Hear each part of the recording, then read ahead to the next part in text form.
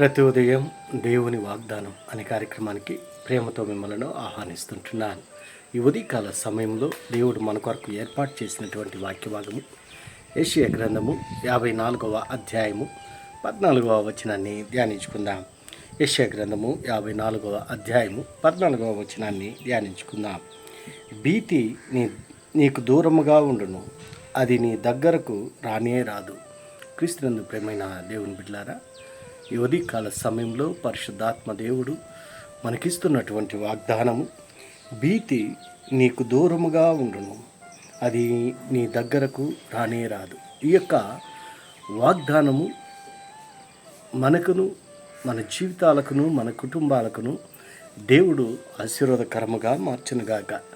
ఈ యొక్క మాటల్లోని అంతరార్థాన్ని, ఆత్మీయ సత్యాలను మనం గ్రహించినట్లయితే, ప్రవక్తలలో ప్రథముడైనటువంటి పెద్ద ప్రవక్త అయినటువంటి యెషయా ఈ యొక్క గ్రంథాన్ని రచిస్తూ ఇశ్రాయేలు యొక్క ప్రజలను ఉద్దేశించి దేవుడు యెషయా ప్రవక్త ద్వారా మాట్లాడుతూ ఉంటున్నాడు.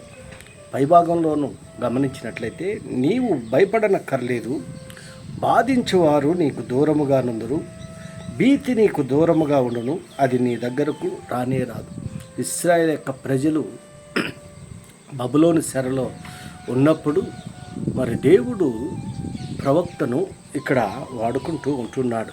ఈ యొక్క గ్రంథాన్ని మరి చరిత్రను మనం గమనించినట్లయితే, యెషయా అనే ఈ యొక్క గ్రంథనామము, ఈ యొక్క పేరు క్రీస్తు పూర్వము 8వ శతాబ్దము ద్వితీయార్థంలో యెరూషలేములో జీవించిన ఒక గొప్ప ప్రవక్తను సూచిస్తూ ఉంటున్నది. ఈ యొక్క గ్రంథంలోనే 3 ముఖ్యాంశాలు, 3 భాగాలు ఉంటున్నాయి. మొదటిది మనం గమనించినట్లయితే 1వ అధ్యాయం నుండి 39వ అధ్యాయంలో దక్షిణ రాజ్యమైన యూదాకు శత్రువైన అష్షూరు రాజు నుండి భయోత్పాదమైన బెదిరింపులు కనిపిస్తూ ఉంటున్నాయి. అయితే దీన్ని శత్రు బలమని కాక తన ప్రజల పాప ఫలితమని, అవిధేయత ఫలితమని భావించిన ప్రవక్త ప్రజలను, వారి అధిపతులను నీతి న్యాయాలను కలిగి ఉండమని కోరుకుంటూ, దేవుని యొక్క మాటలను లక్ష్య పెట్టకపోయినట్లయితే వినాశం తప్పదని హెచ్చరిస్తూ, దావీదు వంశంలో జన్మించబోయే రాజు విశ్వంలో శాంతిని స్థాపిస్తాడని ఆశాభావాన్ని వెల్లడిస్తూ ఉంటున్నాడు. ఈ 1వ అధ్యాయం నుండి 39వ అధ్యాయాల వరకు ఇన్ని అంశాలు ఇమిడి ఉంటున్నాయి. 40వ అధ్యాయం నుండి 55వ అధ్యాయం వరకు మనం గమనించినట్లయితే, యూదా ప్రజలు బబులోను చెరలో నిరాశ నిస్పృహలతో మరి కష్టాల మధ్య ఉండటం కనిపిస్తుంది. అయితే దేవుడు మరి తన ప్రజలను చెర నుండి విడిపించి యెరూషలేమునకు నడిపించి నూతన జీవితాన్ని ఇస్తాడన్నటువంటి ఆశాభావాన్ని ప్రవక్త తెలియపరుస్తూ ఉంటున్నాడు. చివరిగా మనం గమనించినట్లయితే 56వ అధ్యాయం నుండి 66వ అధ్యాయాలలో మనం గమనించినట్లయితే, యెరూషలేమునకు తిరిగి చేరుకున్న ప్రజలకు దేవుడు తన వాగ్దానాలను నెరవేరుస్తాడనే నిశ్చయితనిస్తున్నాయి.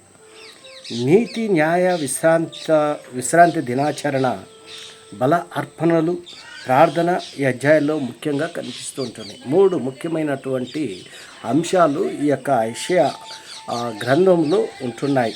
మరి అంత మాత్రమే కాదు, కొన్ని హెచ్చరికలు మరియు వాగ్దానాలు ఉంటున్నాయి. రాజ్యాల మీదకు వచ్చినటువంటి శిక్ష మనం చూస్తూ ఉంటున్నాము. దేవుడు లోకానికి తీర్చిన తీర్పును మనం గమనిస్తూ ఉంటున్నాము. మరి కొన్ని హెచ్చరికలు, వాగ్దానాలు, యూదారాజు హిజ్కియా మరియు అష్షూరీయులు, వాగ్దానము, నిరీక్షణను తెలిపే సందేశాలు, హెచ్చరికలు మరియు వాగ్దానాలు ఇక్కడ మనం చూస్తుంటున్నాం. మరి ఇంత వాగ్దానాలు దేవుడు మనకిస్తూ ఉంటున్నాడు. మరి ఆ వాగ్దానాల ప్రకారం మనం జీవిస్తూ ఉంటున్నామా? దేవుడు ఇచ్చేటువంటి వాగ్దానాలను మనము ఆ వాగ్దానం ప్రకారం జీవించకుండా మన ఇష్టానుసారముగా మనం జీవిస్తూ ఉంటున్నాం. కానీ దేవుడు ఇక్కడ అంటున్నాడు, భయము నీ దగ్గరకు రాదు, మరి ఆ భయం అనేది నీకు దూరంగా ఉంటుంది అనే ఒక అష్యూరెన్స్ ఒక అభయాన్ని దేవుడు మనకి ఇస్తూ ఉంటున్నాడు. దేవుడు ఇచ్చేటువంటి ఈ యొక్క అభయాన్ని మన జీవితాలకు అన్వయించుకొని మరి దేవుని యొక్క చిత్తానుసారంగా నీవు నేను జీవించాలని ఈ కొద్ది మాటల ద్వారా నేను హెచ్చరిక చేస్తుంటాను. దేవుడి యొక్క మాటలను మరెక్కువగా మీకును మీ కుటుంబాలకును ఆశీర్వాదకరంగా మార్చినగాక. ఆమేన్.